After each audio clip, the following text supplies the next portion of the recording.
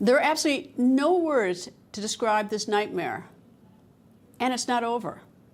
Aviva Siegel was sleeping in her family home in Israel on the morning of October 7th, 2023. And that is when vicious Hamas terrorists stormed her home. She was taken into Gaza and held for 51 days. She was released during a brief ceasefire, but that by no means has ended her nightmare.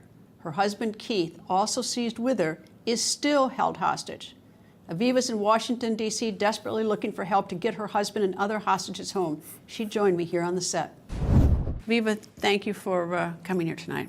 Thank you so much for having me. I really appreciate it. You know, I think our conversation has to start this way. What is it that the American media and the American people can do? You know, we feel so powerless, but is there anything that you would like, that you think we could do to help?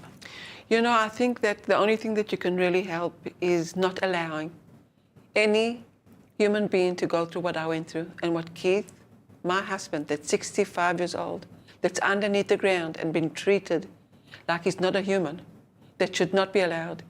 And I think that every person in this world should scream out for others because we should not allow it.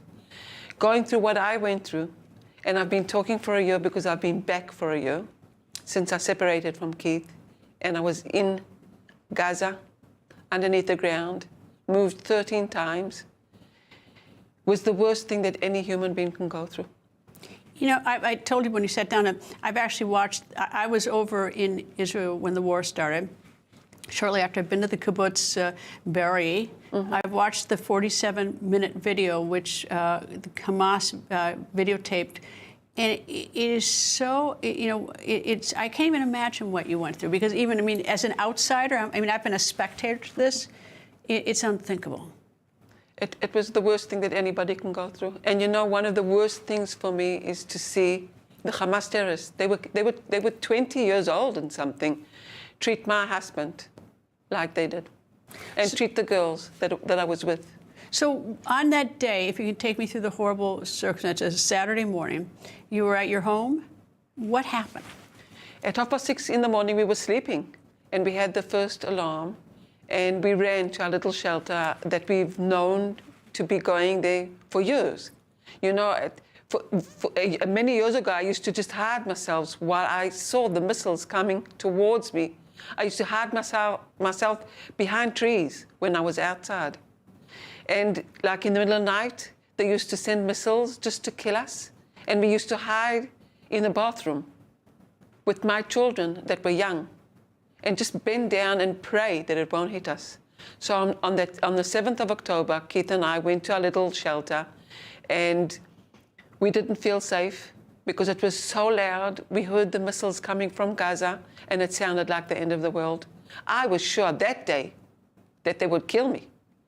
And we were sitting in the shelter, and after 4 hours, we were taken by Hamas terrorists. We were taken from our house in our pajamas. Keith is 65 years old, an American citizen. He grew up in Chapel Hill, and he's just the most sweetest, loving person in earth. And where did they take you? They took us to Gaza. We arrived in Gaza in Keith's car, and all the people were standing outside their houses and clapping their hands. Cheering. And smiling. It was a holiday for them, while Keith and I were just shaking, not knowing what they're going to do to us. Because when we left Kibbutz Kfar Aza, after they killed 64 people that I know them all, we saw their houses on fire. And when I came back, I heard that they burnt families alive, just burnt them, raped mothers in front of their family, and then killed them. Well, on the video, I mean, that they're cheering that I saw, they were killing kids in front of parents, killing parents in front of the kids. I mean, but obviously, you know, I mean, you were there, but you know, and they were cheering in the video, and I mean, and that's what you experienced in the cheering. Yes. And so where did they take you after they take you from when they got you into Gaza? Where did they take you? First of all, on the way, they pushed us and they shot us. And one of the bullets hit Keith's hand, and they broke his ribs. Keith is 65 years old. He couldn't even sit. He had to lie down. And when he asked and begged to lie down when he was told to sit, they wouldn't let him. They said, you sit. People think news just happens. It doesn't. It happens because there's someone there to capture the moment, to explain it and share it. That's my job. I go where news breaks and give you the facts.